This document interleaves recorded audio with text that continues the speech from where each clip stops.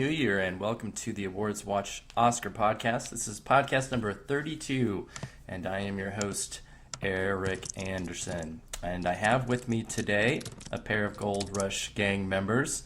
I have James. Hello, James.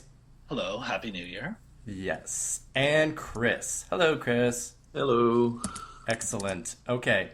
We're going to jump right into things. It's Sunday, January 3rd, and the National Society of Film Critics just happened and kind of was met with some side-eye and a little bit of what the fuck in the fact that they gave Spotlight their Best Picture after being totally crazy awesome left field last year and giving it to Goodbye to Language. And I'm kind of curious, and now we've seen the vote totals and the runners-up and what was close and what was a landslide. And I want to ask you guys, do you think that this was a surprise? Do you think that this now puts Spotlight as just the inevitable Best Picture frontrunner? Chris, I'll ask you first.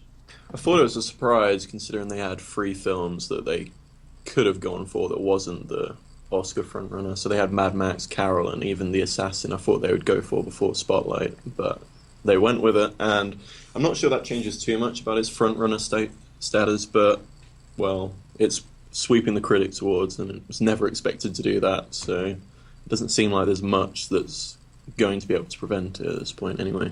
Yeah. What about you, James? I mean, it is a surprise. To me, the bigger surprise was that McCarthy almost won Best Director. But, even if you look at criticstop10.net, Spotlight is number 2. It's surpassed Carol in that. So there is definite love for Spotlight. I would be a little bit hesitant to call it the Best Picture frontrunner at this point. Well, it is, but don't think it's a sure thing at this point. Given last year, I want to take a little bit of caution before that. Good, I do too, and I'm not saying it for myself that it is. It just, right after Telluride, pundits were like, "Okay, here it is. Here's the front runner, everybody," and there was no way that I was gonna do that way back then. Looking at the director thing, Todd Haynes did win, but he got the same number of votes as McCarthy. And one more than Miller. And only one more than George Miller, so it was 21-21-20. Really, really, really close race. Which, to me, I agree with you, that was the much more surprising thing, was McCarthy showing up that strongly there. And it was really interesting, too, because that group did have its fair share of Spotlight detractors. Some very vocal ones, too. So I'm wondering if it was just one of those situations that we see a lot, and certainly do at the Oscars, where there's a lot of passion votes, but those are also divisive movies, and then you have something less divisive that's just easier and more palatable kind of getting through. But it's just not usually the way that they do things. I thought it was... Yeah, go ahead.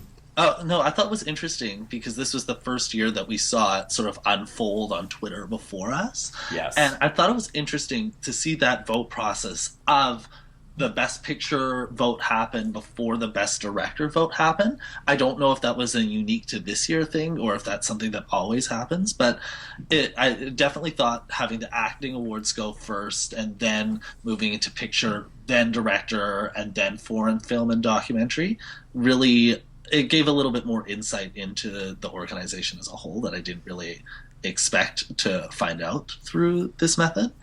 Well, I think Sam Adams said that this was the normal order of how they do the categories. Okay. And as we know, with some critics organizations, they will do documentary and foreign film after Best Picture in case a documentary or foreign film wins Best Picture.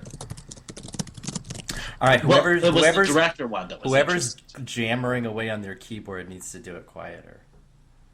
Is it you, James? It is not me. Oh, that might have been me. Is it Sorry. you, Chris? Sorry. That's right. I'm just giving you a hard time. I do it at Jeff Wells too, so don't even worry about it.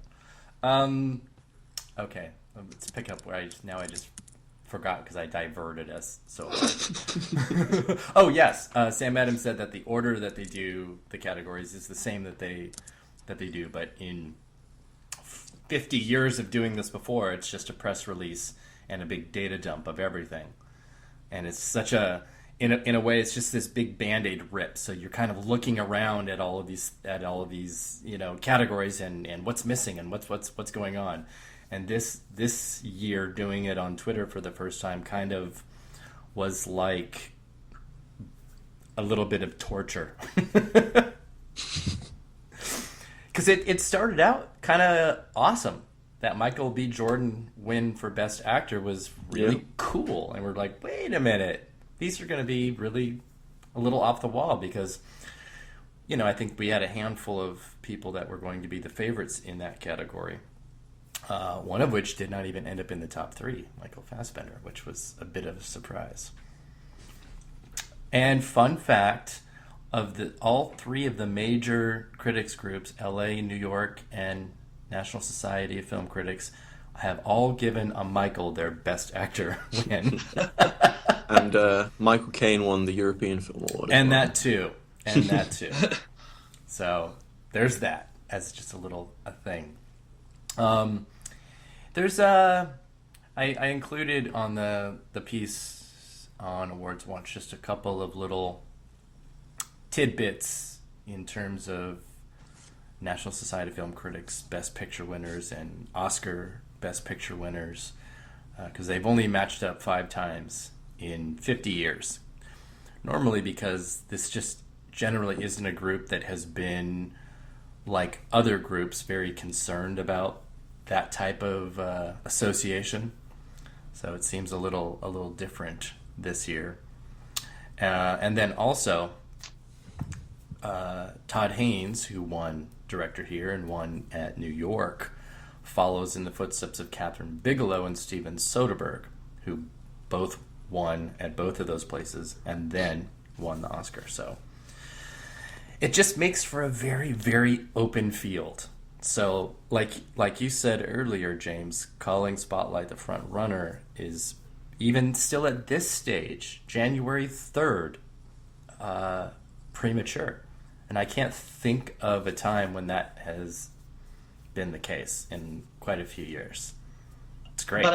But I do wonder if it's just us being cautious, because last year at this time, we were all saying Boyhood had it in the bag. So we just went through that. So I think there's a little bit of cautiousness that we all have because of it was just last year that we made that presumption too early. No, definitely. And then it happened in 2010 with Social Network, too. Yeah. Where it was, up through the critics groups, it was an easy call, and then, the industry came through and just turned everything on its head, and that happens. It happens all the time. Yeah, so. And it'll come down to PGA in the end, and but I think the one difference is this year there really isn't an alternative. Like when you look at the SAG noms alone, like the ensemble, the only one that even looks like it could be a Best Picture winner is The Big Short. Like. Yeah, that puts the shine on Spotlight quite heavily, because there was no Carol, no Mad Max, no anything else that we think is a real challenger to that. So it does let it step outside, and right now Spotlight has 16 Best Picture wins right now. Mad Max has 9. Carol has 2. But again, in a matter of weeks, it's that none of it could matter. And you brought up PGA, Chris, which is a perfect segue, because PGA is announcing this week And I know that for at least the majority of people at Awards Watch that are putting together their predictions, this category is really just killing us. It's a struggle looking at that 10 and figuring out what to add and what to drop, because it's looking pretty blockbuster heavy, depending on how many blockbusters that you include. So just to get the conversation going, I'd like to hear what your predictions are and see where the three of us agree and disagree. Chris, do you have yours ready? Yeah. Cool. I've got The Big Short, Bridge of Spies, Carol, Mad Max, The Martian, The Revenant, Room, Spotlight, Star Wars, and Straight Outta Compton. Which seems to be what a lot of people have. James, and I don't feel good about that. That's the thing, is that I don't know anyone that can feel really solid about their 10. James, what do you have? I have The Big Short, Bridge of Spies, Brooklyn, Carol, Mad Max, The Martian, The Revenant, Room, Spotlight, and Star Wars. So I'm going to read mine, and it looks like all of us have the same 9, and we have a difference of 1 each in each of our lists.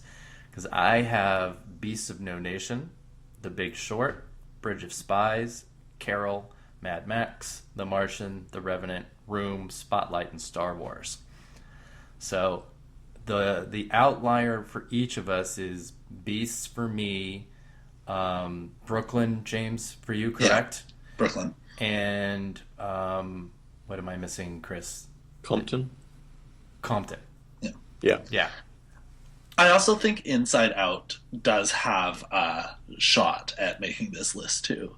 Oh wait, but they do the animated film list now, so they do, and I'm not sure if it will. And I know there's a lot of people that have it, but yeah, I mean, let's kind of talk about the 5 or so movies that are sitting as equal on this list. We've got Inside Out, Straight Outta Compton. What about something like the Revenant not making it in? Would that be just crazy? I don't think so. I think it's possible. Like, I can only say for sure I'm confident in probably 5 on the list, and it seems like even though there's consensus like 8 or 9 films, I can really only say I'm confident about Carol, Mad Max, The Martian, Room, and Spotlight. That's all I'd say, really. Yeah, I mean, I'm not confident with my Beasts of No Nation pick. It's sort of my risky one, and it's not entirely because of the SAG thing, but it did help a little bit. I don't know. It just seems strange though that Beast of No Nation got that huge SAG ensemble nod, like huge for it, but it hasn't really shown up anywhere else other than supporting actor in places. So I know I'm not as keen on throwing that in. I could see that it could happen here. I could see it happening at BAFTA, but I'm just not ready. Like, it's been the only mention of it all season was the SAG ensemble nod. But you know what? When you think about it, when I look at Bridge of Spies, I know it's a Spielberg film and people, give that, an extra amount of credit. But that's also a film that has really only showed up for Mark Rylance. And it wasn't at the Globes, it wasn't at SAG, other than him. I feel like there's some weird similarities even between those two. And then I looked at like the relationship between the awards pattern of this and Catch Me If You Can, and it's kind of similar. I feel like it might play out more like Catch Me If You Can and less like Warhorse. And I think we risk putting too much stock in the BFCA, which I think is why people have Bridge of Spies in here, but then I noticed that none of us have Brooklyn in, which seems kind of insane to me as well. I have Brooklyn. No, you have Brooklyn. James Sorry. does. Yeah. But still, that should seem like, even though it missed the Globes, it feels like it should be a consensus choice, considering it's critically acclaimed, it's doing great box office, and it's got Fox Searchlight behind it, and yet it seems like the consensus has it missing still. Well, because that's another movie that has showed up for its lead actress all over the place, everywhere. But that's about it. It's really, really underperformed. So the PGA is going to... I mean, I have to imagine the PGA is going to do a lot for us. In terms of understanding where the race is going? Yeah. Yeah, I agree. Because the thing with Fox, Brooklyn, is that it is Fox Searchlight. They had such a strong year 2 years running now that that's sort of where I'm thinking, Brooklyn might pull ahead and get one of those last spots because of the strength of the studio. Yeah, but look what's happening this year is that the sub indies are taking over, and the Fox Searchlights and Focus Features and Sony Pictures Classics, which were, the big players against the big studios, are now faced with their own insurgents of indies. Open Road, Bleecker A24, and Bleecker Street. And these are actually, when you're looking at it, honestly, these are real indies compared to those three, because the other three are just essentially offshoots of major studios anyway.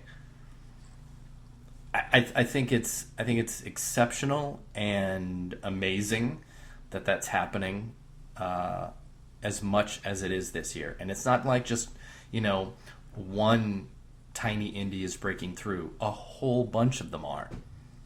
And it's great.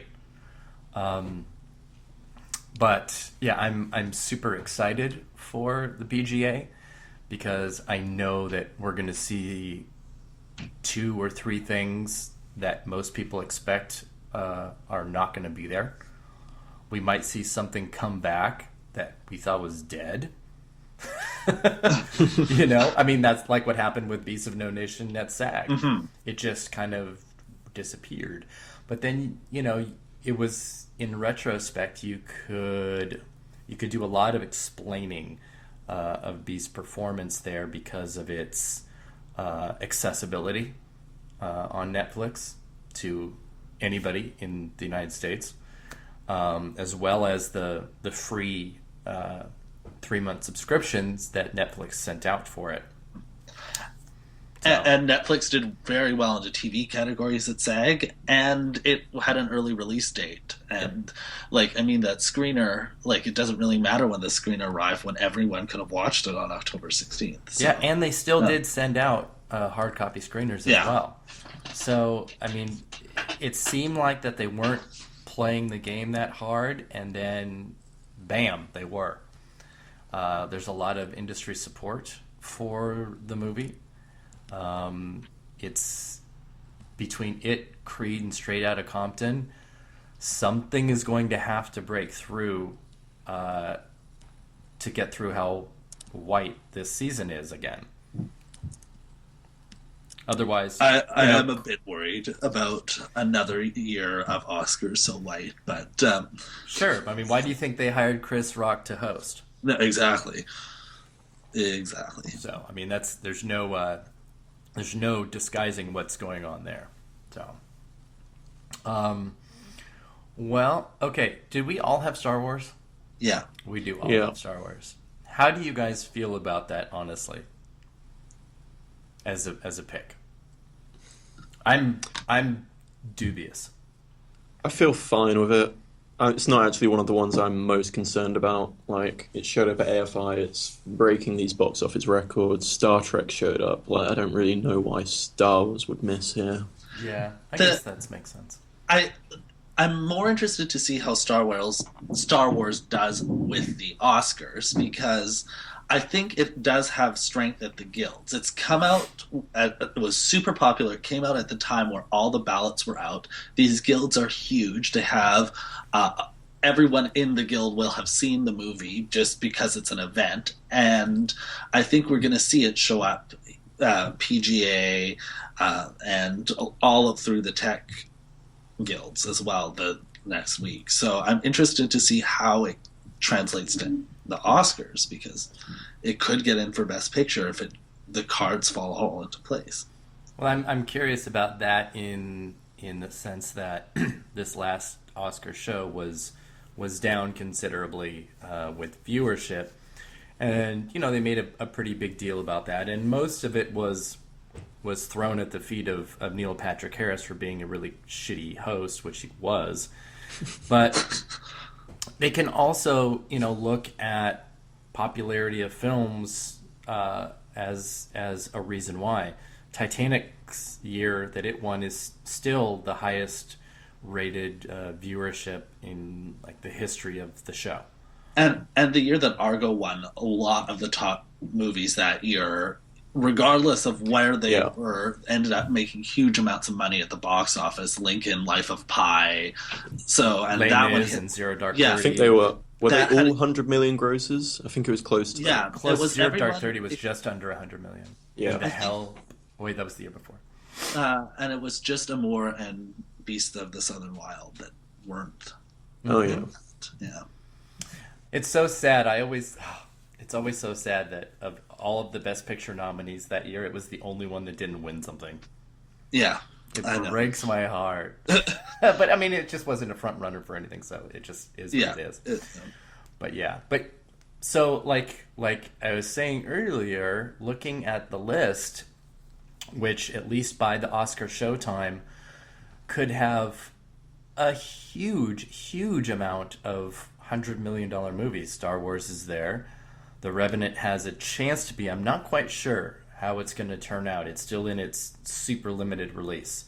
So next weekend will really let us know. The Martian is over 200 million. Mad Max is 150 million. The Big Short is playing really well in its release. Bridge of Spies is pretty much done at about 70. Spotlight's doing well. Compton is like 160 million. I mean, these are big movies. So if Inside Out potentially as well. Mm-hmm. If 5 of those make it in, which is very realistic, they're looking at potentially a nice big ratings bump. And I don't know how much they think about that and how much they don't. When you look at the demographic of the average AMPAS voter, they probably don't really care as much. The Board of Governors might, but not necessarily the voters. Yeah, I'm not sure how much voters take that into account. Yeah, I don't think that's like a big deal for them. Yeah. So, okay. So I'm gonna have a PGA piece probably tomorrow, and I'll throw some of these names around, and we'll see what happens. 'Cause We didn't even mention Trumbo. Why are you God? I was so trying to like move the conversation on and not have to talk about Trumbo, but no, let's go ahead. Let's talk about Trumbo. So yes, Bleecker Street, which distributed Trumbo, is one of those super indies like Open Road and A24 that is doing really well this year. Trumbo did great at SAG, and could show up here. But who would it replace? If you had to take out, when we're all going to do this right now, look at your list and take the one movie out to put Trumbo in for. I think that's why it's crazy. Like, I could take out 5 and replace them with another 5. Like, I know there's consensus, but no, you brought up Trumbo, so you have to answer the question. Compton for me, probably. Okay, James, what about you? I would take out Brooklyn, but Trumbo would not be my first choice of what to put back in. I know, I'm just doing it for argument's sake. And so I guess I'd have to take out Beasts and put Trumbo in, which would make me vomit everywhere. Like, I can't even think about it. Yeah. I mean, for the record, if you hadn't figured it out, I fucking hate Trumbo. So. Well, that's why PGA will hopefully be useful, because let's hope SAG wasn't indicative of Trumbo's guild strength and it was just a anomaly. But we don't really know yet. It could show up here. It could be something that voters are actually just responding to. It could be. And James, were you going to say Yeah, something? no, but it did, like, it only got the Golden Globe nominations in acting, which I think might mean Yeah. that it's probably just going to be an acting only thing. True. I think that's pretty reasonable, especially for somebody like Helen Mirren, and because they, split at least the lead acting category, so that opened the door for Cranston to get in. And I'll even if for argument's sake, if it was Cranston that replaced Johnny Depp, I'm totally in favor of that. I'm absolutely okay with that nomination for sure. I would hope. I haven't seen Trumbull, and I'm hoping for that. Yeah, I'm just gonna say yes that's what happened. Which, hey, look at that, another segue that brings us to the Golden Globes. I know there's a lot of little guild stuff that's happening this week. The Ace Eddies, we can talk about if we want to, but the big thing before the next time we have a podcast is the Golden Globes, which are 1 week from today. And 1 week from today, a handful of us awards watchers will be all together watching the Golden Globes, being hot drunk messes and probably tweeting very inappropriate things. When I asked, because I haven't posted anything yet, but I asked for all of the Gold Rush gang members to send me their winner predictions. It looked like the Get Along gang. There are very few categories that don't have totally and unanimous votes.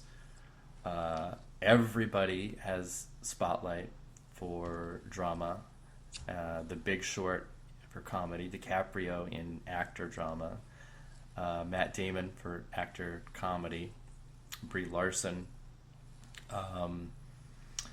and I think supporting actress, yes, everybody has Alicia Vikander. And then we do get into a couple of categories that have some deviation. I want to see if there's any within us three. I think I have some. Here, I think you I've do. changed a bit as well. Have you? Okay, Yes. well, you need to tell me that so that I can change that list.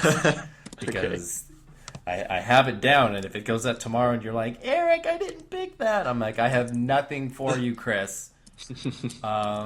Yes, James, in Best Director, you have Alejandro G. Iñárritu. Do you still have that, or are you willing to change? Oh, I'm willing to change, but I'm thinking this through here.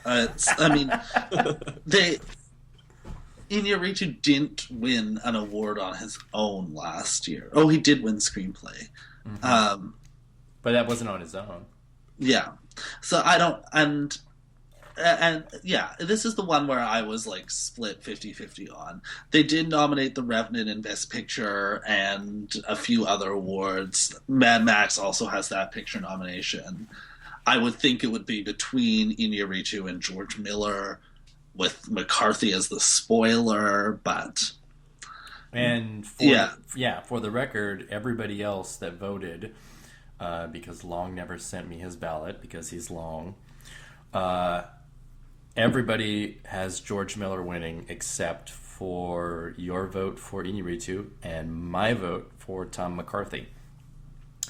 And I think it was just because I don't see a split year. I think if George Miller's going to win, then Mad Max is going to win.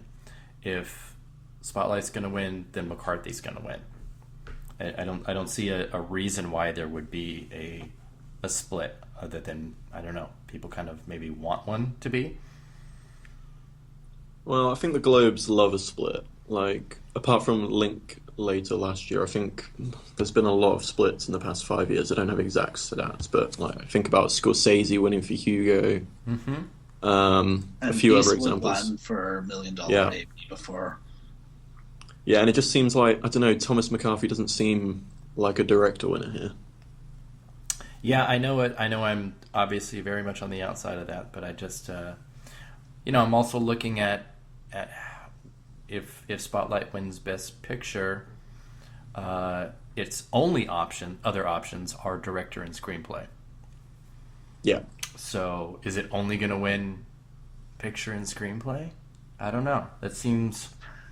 But it would also be a Globes thing to do to just give it the one award for picture. Like I wouldn't be surprised if they did that. I don't know. After seeing where Tom McCarthy came in the director battle at NSFC today, I actually feel much better about it. I mean, I know that George Miller has, comes in, what does he have? 17 Best Director wins. 17 to Tom McCarthy's 3. But I don't know. I'm not buying it. But the Golden Globes also sometimes give Best Director to like a celebrity director. Like it could go to Miller, it could go to Iñárritu in the same vein. Like even Linklater is more of a celebrity director than Tom McCarthy is. So, well, interestingly enough, looking at the predictions that are in this year's Gold Rush, most people are picking Ridley Scott as their alternate. The same thing, celebrity director. Yeah. I can see that. Has Ridley Scott won before? I'm trying to see. I have it open right here. Let's take a look. I don't know, but I think there is a narrative they're pushing for Ridley Scott being due, and I'm not sure The Martian is going to fare as well in the comedy categories because of the split vote. So I think director may be the place to reward it. He lost to Ang Lee for Gladiator. Yeah, he's been nominated 3 times. Yeah. Gladiator, like I can see, American Gangster, and then now. Yeah, like I could see The Big Short winning comedy and then Ridley Scott winning director. Because there are not enough people viewing The Martian as a comedy. Sure. But then, yeah. Well, I mean, just as we know, the decision to let it go into comedy would only happen by a single vote. Yeah. So I have to wonder if the people that voted against that happening would be against voting for it, period. I would probably say yes. I think that automatically adds a stigma to it, which is unfortunate. And it's crazy that, when The Martian came out and it was well reviewed and a big hit, that it started carving out a great narrative for Ridley Scott to be this unrewarded veteran. And then George Miller came in when the Critics Awards actually started and said, "Yeah, I don't think so. It's going to be me." So he really well, George Miller does thunder. have an Oscar, so he does, but I'm basically not even counting that one. Happy Feet, garbage. I still think if Spotlight wins Best Picture, it's probably winning director as well. But if there is going to be a split year, I think it will probably start at the Globes, and it will probably be Miller that wins. God, that would be so messy. I would love for it to be like 2000 again, where like the Globe and DGA and Oscars were all different, and it just was messy and crazy and completely hard to predict. I would love that. That would be so fun. That was a fun year. Oh my goodness! It seems like that sort of year as well. Possibly. I know a lot of us have likened it to other years, like 2007. But I'm really hesitant now to go like much further back into Oscar history as I was even just a year ago. I'm loosening up on my hold on statistics for stuff, because we're seeing statistics get broken every year and they're becoming less important. The makeup of the Academy changes. Their voting style is different now than it was in 2009 and 2010, and then in every year before that. So to say, yes, it's kind of like 2007 or it's kind of like 2000 isn't really that accurate, because it's a totally different ball game. Screeners are a different game. Public relations are a different game. Publicists, everything is different and more intense now. The voting period is shorter now, too. There are more critics awards. There's more things in a shorter period of time. So it's, I mean, I almost long for the days back in the 80s, early 90s when, you know, Me too. the Oscars were in March and there were just a handful of things and things were just a little, I don't know. And the season went on and on and on. I kind of dug that. Oh, I like it. Don't get me wrong. It's just now thinking back, I'm like, wow, you had to wait weeks and weeks for all of these awards. I mean, it certainly SAG would probably play a huge different role than it is right now in the race because it's so early. It keeps on getting squeezed out for its importance. It does, but I mean, the reason why it was a longer period is because people had to go see things in theaters. They had, VHS screening tapes in the 80s and 90s, but it was a lot less common than it is now. Mm-hmm. I mean, anyone can get a screener now. I get screeners, so anyone can get them. All right, let's look at. There's actually a couple of categories that have some diversity, and I'm really happy to see that. And one of them is supporting actor in a motion picture, where we have 3 different people have votes. The majority of people have Sylvester Stallone winning, which myself and Chris included. James, you have Mark Rylance winning. I've switched now. What? I'm on the Mark Rylance train. Oh my god, I hate you so much, Chris. Alright, I'm going to change that right now. Alright, I mean, that's good. That means Rylance has 3 votes and Sylvester Stallone has 5. Yeah, I mean, I think we might be seeing, Rylance being able to run all of the televised awards. I think that's reasonable. Yeah. I just think it's really weird, the idea of Stallone winning the Globe and then not showing up anywhere else, and then also missing the Oscar nomination, which I think is totally possible.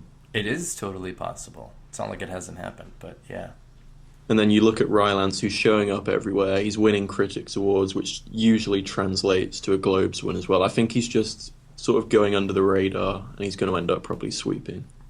That's exactly what I think. I think that up until this point, we've all sort of assigned this crazy race to not having a front runner, and maybe it would be Stallone, maybe it would be Elba, but Rylance has a couple of big victories and a couple of big runner-ups places, and and there's always sort of one from the critics circle that kind of dominates and moves into the televised awards. And last year we saw it with Simmons and Patricia Arquette, and it's probably just going to be Rylance that moves in, takes the Golden Globe and everything else. Yeah, I can see that. And he's probably won the BAFTA as well. I can't see anyone else winning that. I know a lot of people just, say he's going to win so that he can make his crazy speeches at all of these shows. And, there might be a little bit of thing to that. Christoph Waltz, made wacky speeches. And, I can see there's some similarity to him running that same kind of pattern.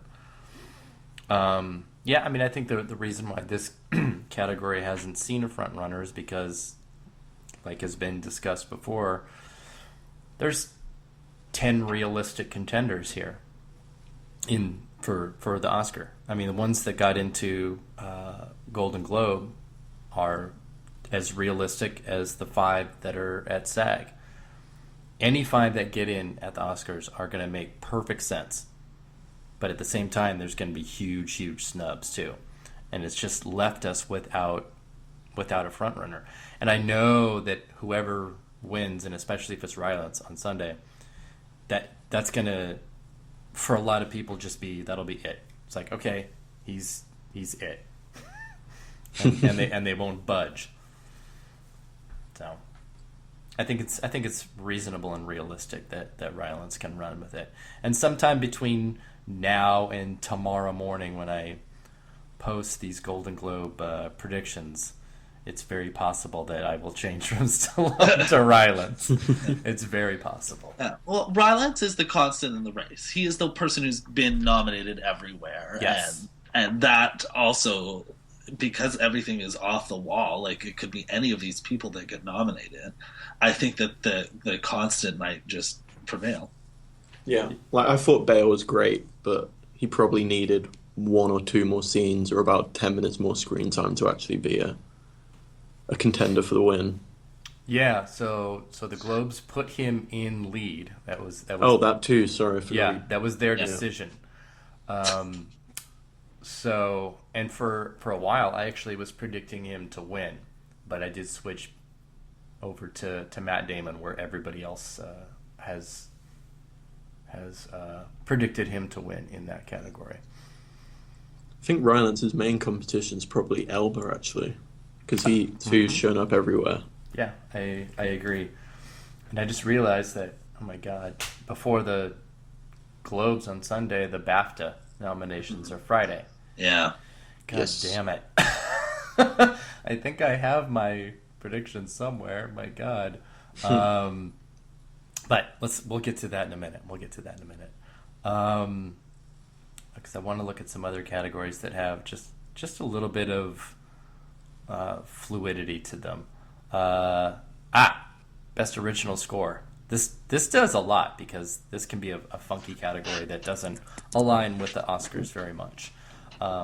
It also includes a score that is ineligible at the Oscars, and that's The Revenant, which of course I have predicted to win because I am Erik, and that's what I do. Otherwise, there's 3 votes for The Hateful Eight: Nicole, Jackie, and Adam. And then Carol has Evan, Jason, Kenneth, and then you, gentlemen. I've changed. Of course you have. No, I'm joking. Oh my God. This is, with the exception of Steve Jobs, I think it's almost anybody's game. And then watch Steve Jobs win. I think it could be anybody. Yep. I agree. And I think Carol might win the Oscar for score, which is why I put it down here, but it could be any of these 5. I would love for it to win, considering he's never been nominated before. That would be the greatest. I would also be happy with The Hateful Eight winning for score. I would. I wish there had been more score in the movie. But what we got was fantastic. But what we got was good, and there's history there that you can't match. I'm still not sure on Carol being the front runner here, and I think he's actually probably vulnerable to actually miss the nomination. But, yeah, I've got it for now. Yeah. I don't know, but it is always a category that is a little up in the air between the Globes and the Oscars. And the other one is the other musical category, and that's original song. And it's pretty hilarious that all of us are predicting the song that's ineligible at the Oscars to win at the Globes, because that happens a lot too. The Golden Globes curse is a very real thing. But and for the record, everybody is predicting One Kind of Love from Love and Mercy to win, up against Love Me Like You Do from 50 Shades of Grey, See You Again from Furious 7, Simple Song number 3 from Youth, and Writings on the Wall from Spectre. So what's the alternate here? What is the spoiler, since all of us are looking to One Kind of Love? I have Furious 7, but that's I what don't feel great about it. Yeah. The only one that strikes me as a winner is this one. They like to give it to someone who is popular and well known, and Brian Wilson's popular and well known. So yeah, I like giving it to Wiz Khalifa or The Weeknd won't have the same impact. Like Prince won. Remember when Prince won and he wasn't there? He was late. So they do give it to people who are well known and popular. So that's why they do. Madonna is very popular here. So Adele, but the Spectre song has just zero of the buzz or ability that Skyfall did. It was quite a step down. I don't think that's getting nominated for the Oscar. Really? No. Oh, that's exciting. I think this category is going to be very strange at the Oscars. I think so too, because even looking at what it is here and what we think that the most likelies are, it's too it's too populist. Because like something that is not nominated here is the Lady Gaga song from The Hunting Ground, just out of eligibility. Yeah, it wasn't eligible here, but it was also co-written by Diane Warren, which makes me think it's getting in for the Oscars. Yeah, she has like 7 nominations and she's never won. And it's I think it's in at the Oscars too. I think it certainly replaces the ineligible. I don't know. I guess I would also look to Furious 7 as the alternate. I guess. There's no real incentive to award any of them, really. I guess Love Me Like You Do is a big hit, but nothing seems like it's appealing to the HFBA like One Kind of Love would. Yeah, I think so. And there'll be, probably if Brian Wilson's there, there'll be a standing ovation and be all these. Yeah, that makes sense. I can see that being a moment. Yeah. And especially because it's not going to be able to be nominated for an Oscar too. Mm-hmm. You've got all those, people in the room that, could have voted for it and maybe like it. So. Yeah. So there's that. Let's see what else has some fun. Can we talk about supporting actress for a bit? Yes, of course. Yeah. We can talk about. I was just going to the actress side because there are supporting and actress in a musical comedy have some movement here, but looking at our votes, we are completely unified in who's winning this. And who would that be? I don't feel great about it. Yes. We're all predicting Alicia Vikander for the other performance that's not going to win her the Oscar. From Ex Machina. Yes. Yes. Yes. I know it makes sense. She got double nominated.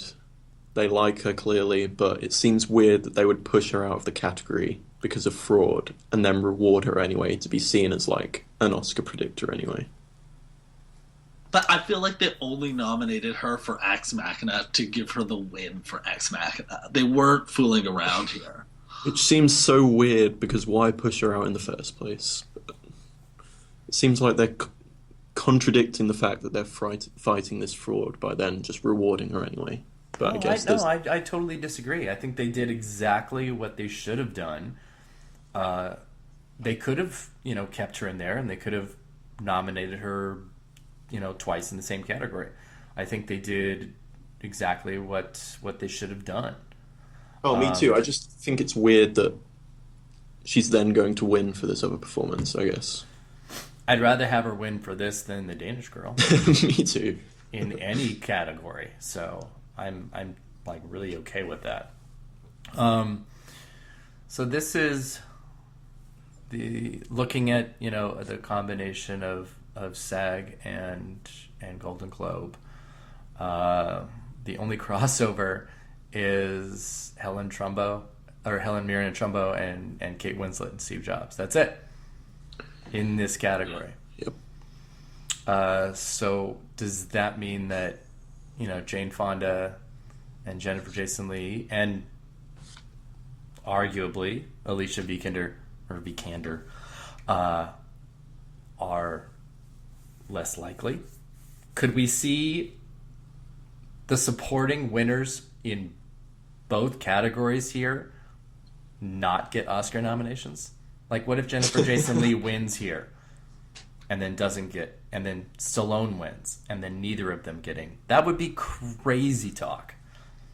But it's totally possible. Both are possible, yeah. I feel like we probably would have seen the Hateful Eight turn up somewhere else in one of the other categories if Jennifer Jason Leigh was going to win.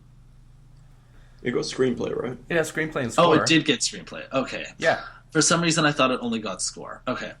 No, it's not in bad shape by any means. Yeah.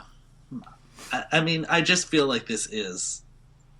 I feel like Alicia Vikander has this. I'm not too concerned about Jennifer Jason Leigh taking it. If she does take it, I think that there is a good chance that she gets nominated for an Oscar and that the performance is more well-liked than we all think it is. But... Yeah, I mean, I know there are just legions of people who are are thinking that she's not going to get nominated because the role is too ugly physically and just verbally. It's just too ugly. And I think at the end of the day at the Oscars, it's not really going to be contending for a Best Picture nomination. Nope. And I think that that's going to impact it a bit. Yeah. I think Consider we have a few other non-Best Picture contenders, Kate Winslet and Alicia Vikander here. And Jane Fonda. I don't know if she's getting into the Oscars. No, I don't think so. I think BAFTA will be telling for Jennifer Jason Leigh. Like, if she shows up there, she's probably in.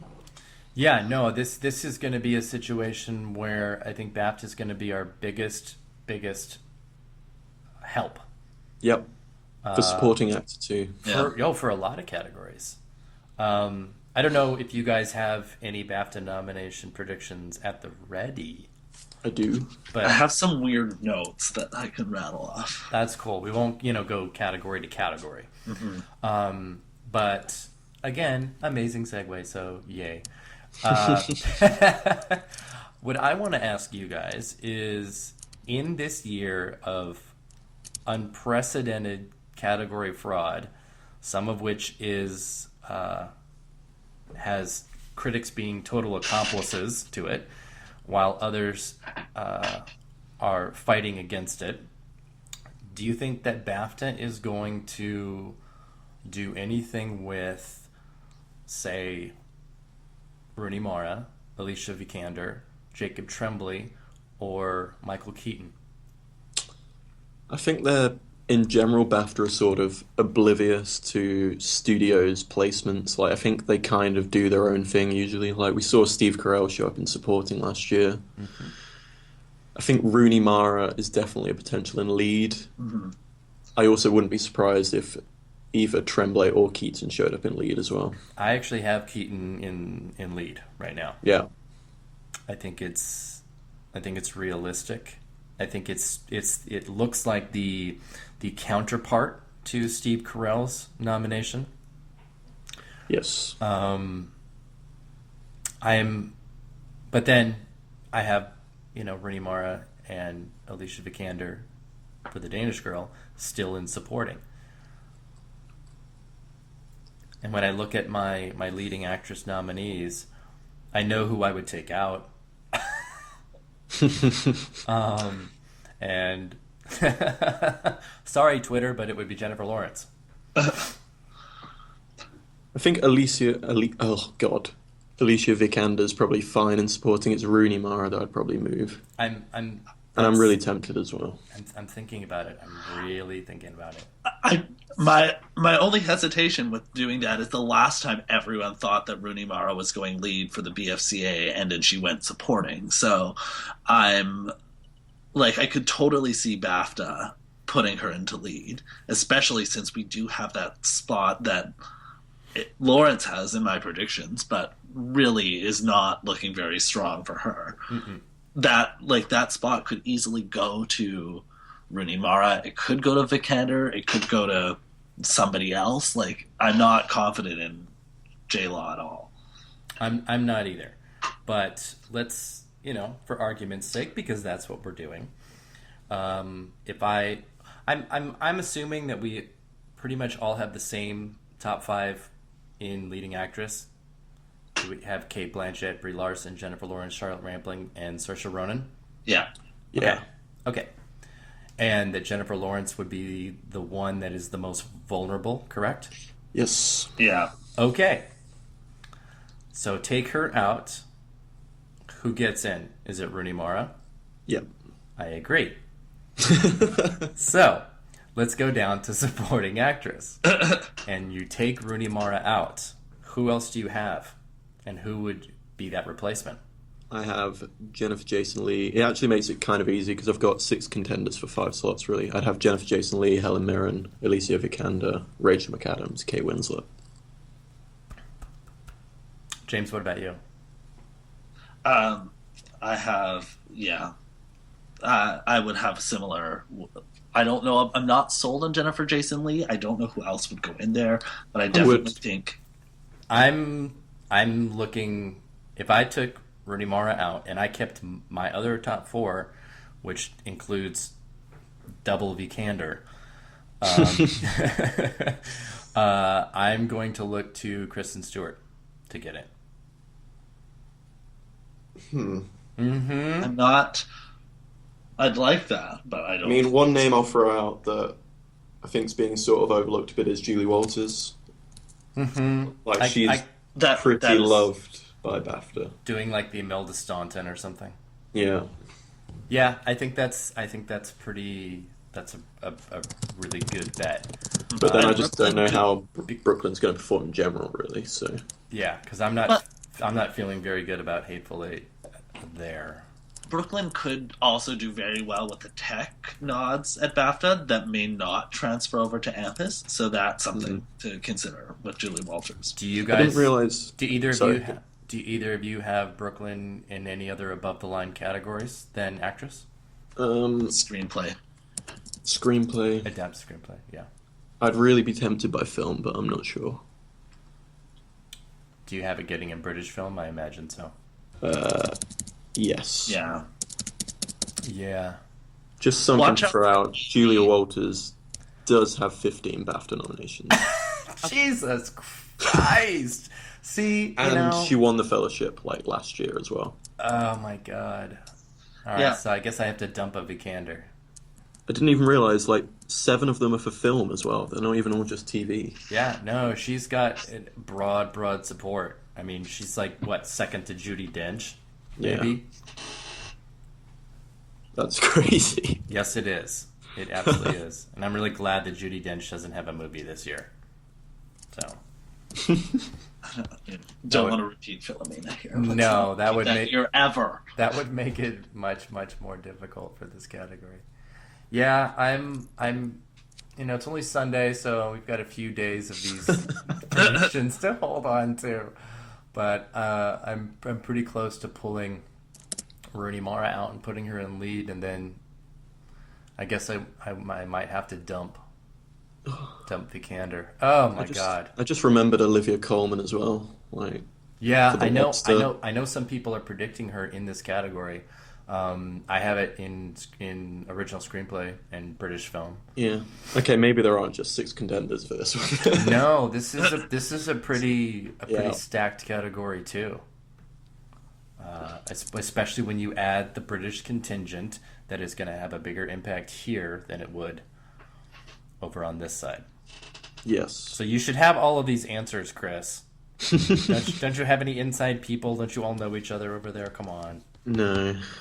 Disappointing. It's that mysterious British block of the Academy. It is. I always love that. It always comes up every year. It's like the British block. Like the British block. Like, who are these people, and do they only vote for British movies? That's the funniest thing when people start that argument. Like they're all having underground meetings somewhere. And it's all the entire British bloc of the Academy. It's all, well, this is what we're going to vote for. Is it Judi Dench? Okay. But it's hilarious because last year they totally didn't go with British movies. They were such a big supporter of Whiplash from the BAFTA Awards that translated into the Oscars, where it won 3. So it's like the British bloc is something I always laugh at whenever I hear it. I know. But I do think that this year is going to help us out a lot with what's been a pretty topsy-turvy year. I think it's also going to make it more confusing, though, because what do you do if Michael Keaton does show up in lead, or Rooney Mara does show up in lead?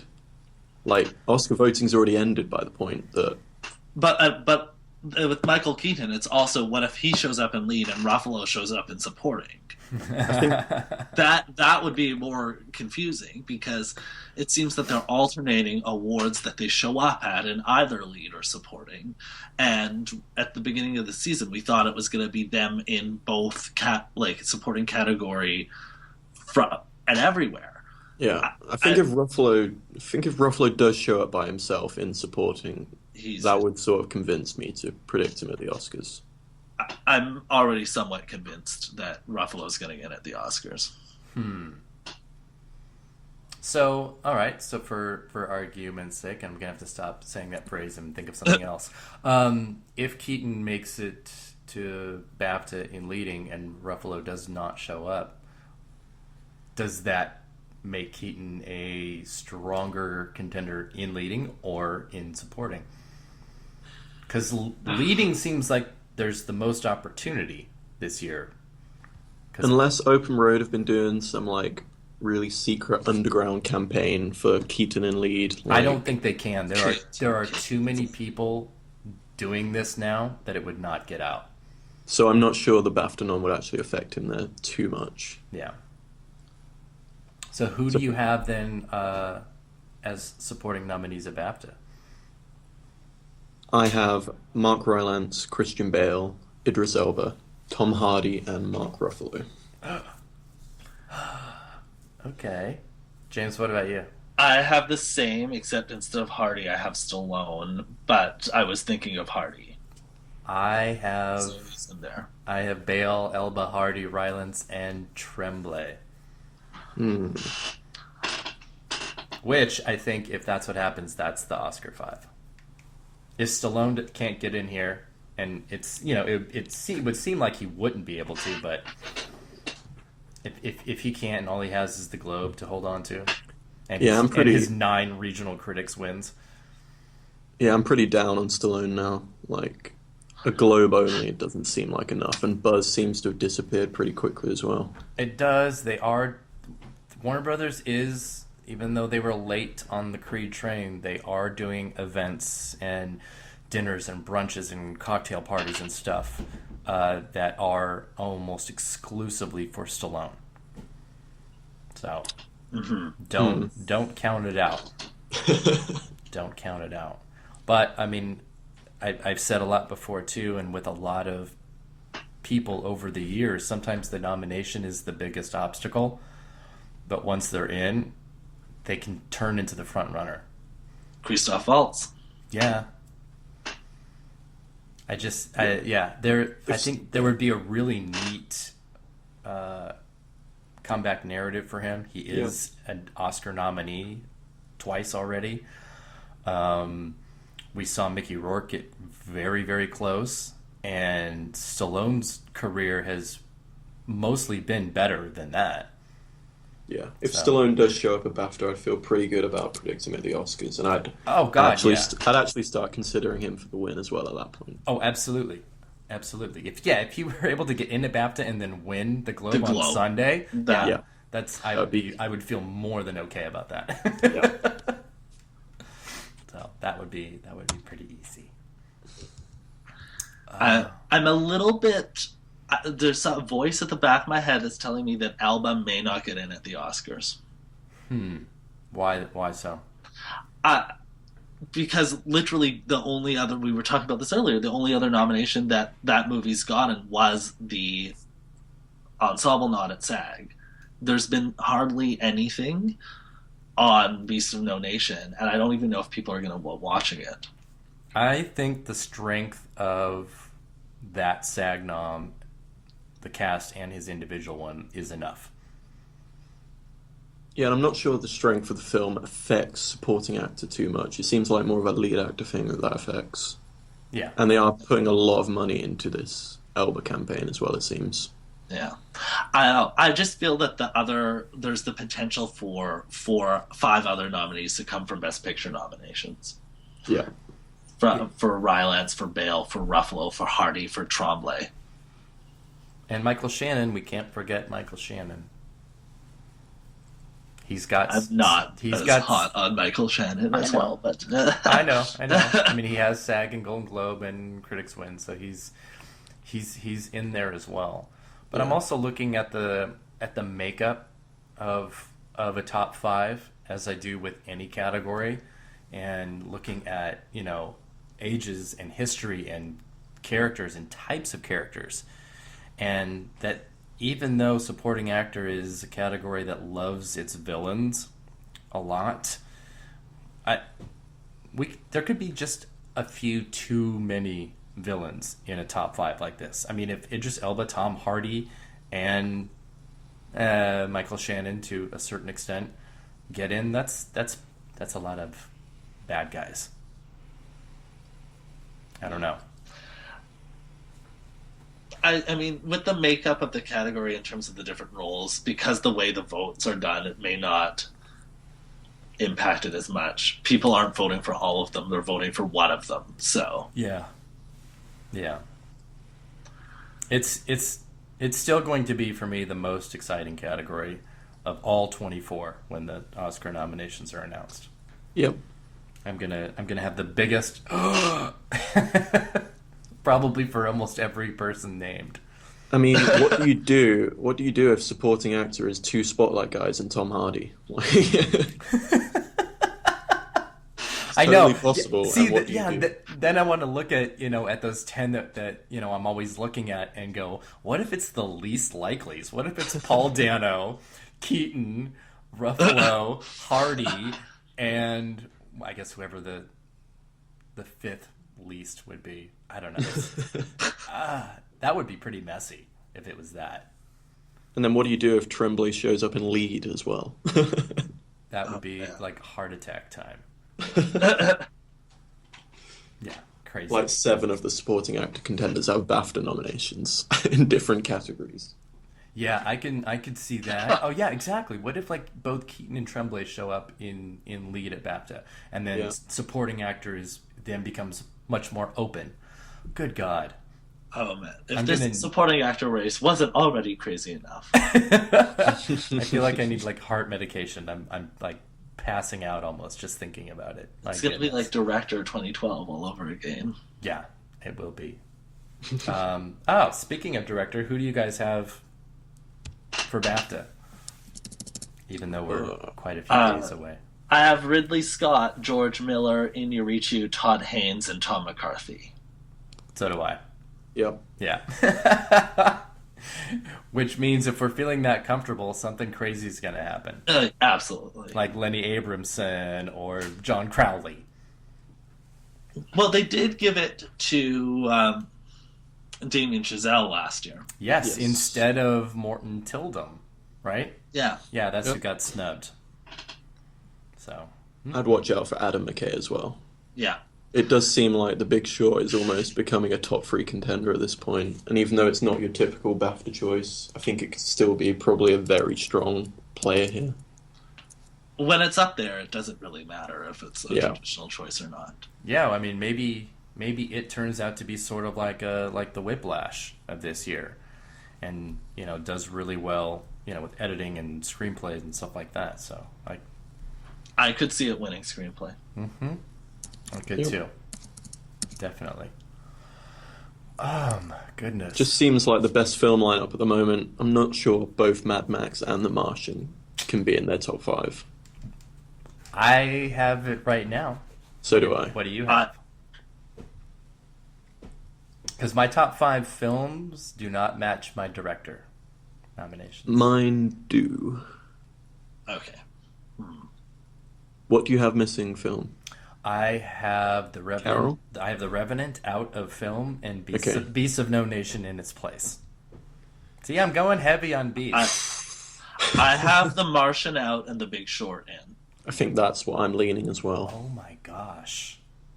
I don't think The Martian is top 5. Neither do I. I think The Martian has the perception of being top 5 because Ridley Scott. Okay. So regardless of what the makeup is, you think it's probably going to be like a 4 for 5 then? Yeah. So there's a lone director in there. Yeah. Okay. I mean, I think Yeah. we're all looking at that just with different ones. That's Yeah, I think- generally how it is at BAFTA too. Yeah, Ridley Scott to me at the moment seems like someone that hits DGA and then misses at the Oscar. But Oh, that would hurt. so I'm not sure. Yeah, I think the 5 in director looks good at the moment, but I think film's fairly fluid. Yeah. I don't know. I mean, obviously I'm looking at Beast the way I did in my PGA. I'm like, yes, this is the first one I would pull out if I, go into panic mode on Thursday, before changing my predictions. Which I do. I always do, and most of the time every year it's to my own detriment to do that. I find that whenever I do that, I pull out one thing that I pull out one thing that was in and add in something else that's in, so it ends up being a net 0. Yeah. I'm just gonna, I'll just use the rule of looking in the mirror before you go out and pulling off the one thing. And then I'll feel better. And it's probably gonna be Beasts of No Nation all over the place. But then, of course, I'll do that, and then it's going to get in everywhere, and then I'm going to feel like a total schmuck. But, as I always say, I'm very truthfully pretty bad at this most of the time, so I don't trust myself enough. I don't know. God. I don't really know what to expect from The Revenant either. Like, I've got it in film, director, actress, supporting actor, everything at the moment, but I could also see it literally just being only DiCaprio showing up. Yeah, I think it's gonna do more than that. I really do. Yeah. And I'm glad that it has already, so that it doesn't look like such a sad handout to DiCaprio. That the film itself is, showing up other places. I see. I'm glad for that, because if it was only him, then it would look a little more obvious, I guess. But he has the most critics wins too for best actor, and it didn't start that way. Once no one had seen it at first, so. And once the regionals came in, it flooded for him, and he has 10 wins now. I think everyone thinks it's his year, and sometimes that's all you need to win. You just need it to be your year. Yeah. So that's why he's winning these critics awards. They want to be on the right side of history. Yeah. Yeah. It's funny, of all the things that people ask me about, regardless of whether he's had a movie out, people always are like, oh, do you think DiCaprio's ever going to win? And are always, especially this year, people are extremely surprised when I tell them he is. It's funny because he doesn't seem like he's that due, like, to me, but because I watch it so closely. But and it's because essentially he's young. He's not Paul Newman, Al Pacino. Yeah. So, but yeah. I think they risk overdoing the campaign as well. I think he's still fine as the front runner, but it seems like every day I'm reading a different story about how DiCaprio survived death making this film. Mm-hmm. The only thing I keep reading more than that are the people that are trying to turn this into a race where there isn't one, and are saying things like, "But Bryan Cranston could possibly upset." And I mean, Gold Derby actually ran a headline, and this is as dubious as it could possibly be, claiming that Eddie Redmayne could possibly upset and win 2 in a row. And I'm like, come on, guys. It's not going to happen. I think they're saying that just because Eddie Redmayne appears on their interviews all the time. Oh, no, yeah. No, it's because they have a special relationship. So. Yep. Messy. Very messy there. What do you actually have getting into actor at BAFTA? I have Matt Damon, DiCaprio, Fassbender, Keaton, and Redmayne. But I don't feel great about Redmayne or Damon. You don't feel great about Redmayne? No. I feel like he is very vulnerable. Surprisingly vulnerable.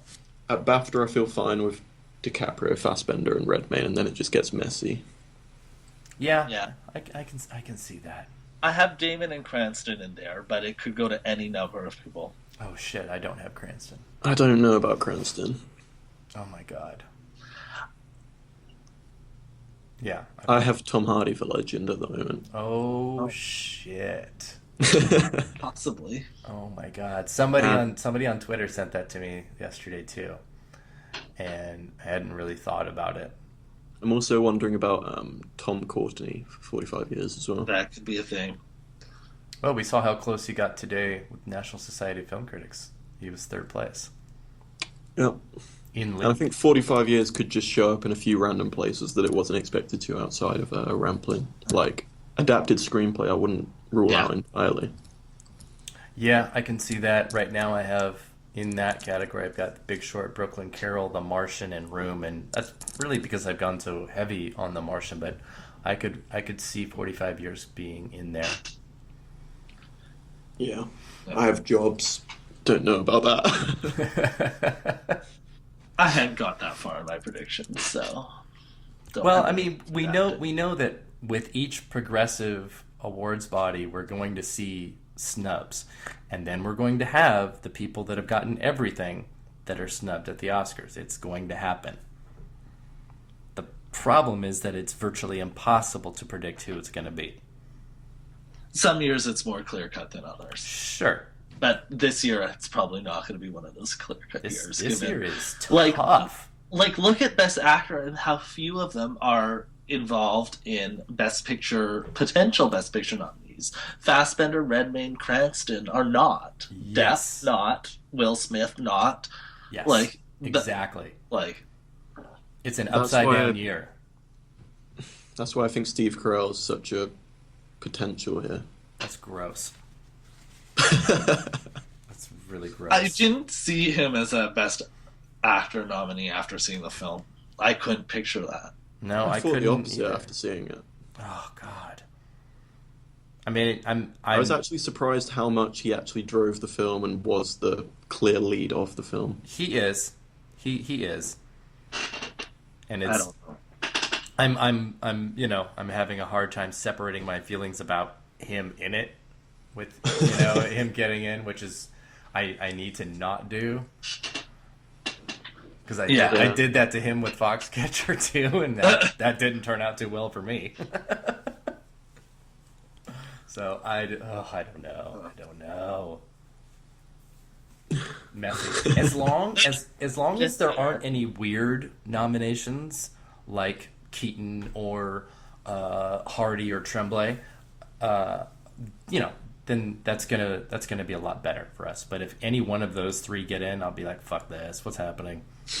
Yeah, then we'll overanalyze, and it's going to end up like Steve Carell for Foxcatcher again. Like last year, we had overanalyzed that Best Actor race, or at least I did, so much. There were so many possible contenders: Gyllenhaal, Ray Fiennes, and then by the time it got down there, it was like Bradley Cooper and Steve Carell. Like not at all as interesting. Exactly. But I mean that's the thing. Look at something like Cooper, who came in so late in the game with nothing, and then bam, got the Oscar nomination for a huge movie that absolutely blew up and was the biggest movie of the winter. There isn't really anything like that this year. So I don't know. I don't know. I guess The Big Short has the potential. I think Star Wars is going to keep things from blowing up into being such big. Yeah, but I guess I meant in this category, in actor. I see. To kind of upset. And this is the thing, like you were saying earlier, Eric, it becomes difficult to look back at a different year now because each race has their own dynamic and own feeling to it. There's too many more players in the game right now to think back, oh, well, look what happened last year. Can that same thing happen this year? Yeah, absolutely. And, I don't look at any year without looking at what is happening politically and in the world at the same time. Because sometimes the Academy likes to think they're making like a really progressive move or choice, which is, I think, why something like The Big Short could play very well, because it's even though it's 2008 for the film, the after effects of the housing crash are still all over the place. Yep. And I think that impact is very real, and that's why it could do well. Exactly. And Is so it bad I always look at that. Is it bad that we've mentioned like 12 contenders in actor and still haven't mentioned Johnny Depp? No, I don't. I don't. I don't at all. No, I less spoken about Depp is better, I think, at this point. It's. I'll just say this. His SAG nomination was not a surprise when he got snubbed at the Globes, which should have been a super easy get for him. It was very easy for me to go, okay, so he is that vulnerable. So I'm okay with not really mentioning him in this conversation. I mean, sure, he's in the top 10, but if he shows up at BAFTA, then obviously he becomes, part of the race again. But I don't. Which I think could happen. I don't think he is right now. Really? I mean, yeah. If he shows up at BAFTA, I'm not gonna take that with a grain of salt. I don't see him getting in, being much part of this, a big factor in this race. If he shows up at BAFTA, I'm probably predicting him at the Oscars. Oh my god. That'll be interesting. I think the Globe norm's explainable. Like, the HFPA is still trying to atone for the tourist mass. They have a bias against him. Like, he showed up at SAG. If he shows up at BAFTA as well in this super baity role with this comeback narrative, like, the category's weak enough for him to show up, I think.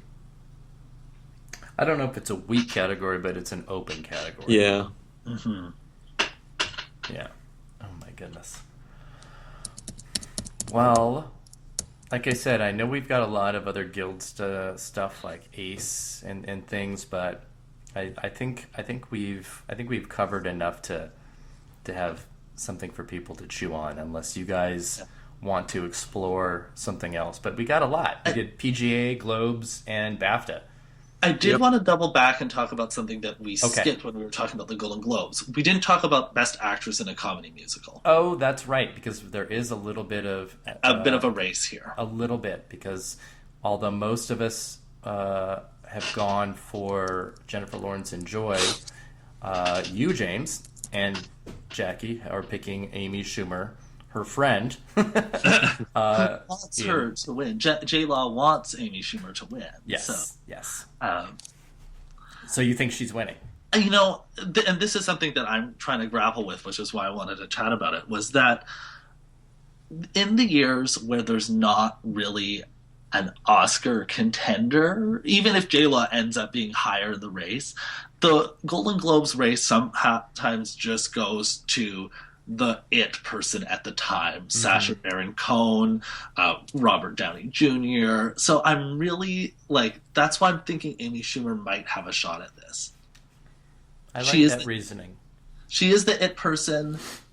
She had, Trainwreck is nominated for Best Film, which is exactly the same position that Joy's in.